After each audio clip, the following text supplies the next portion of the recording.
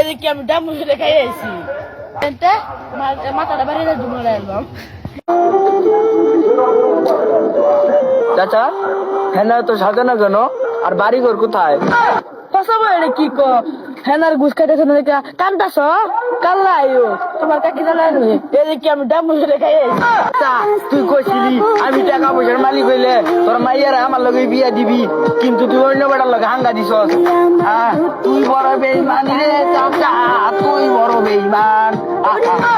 বাচ্চা যাও গা তোমার কাকি ডাকতেছে ঘুমাইম গা, তুমি যদি ঘুষ খাইবারে চাও কাল্লা সোয়াল আইও।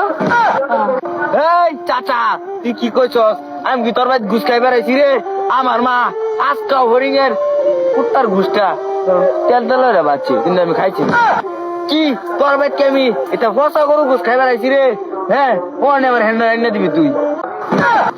গোয়ার উঠাই বেরতে মাথাটা বাড়ি বাড়ি ডুবাই রাখবাম।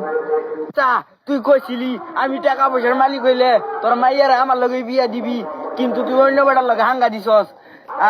তুই বড় বেঈমান রে চাচা, তুই বড় বেঈমান।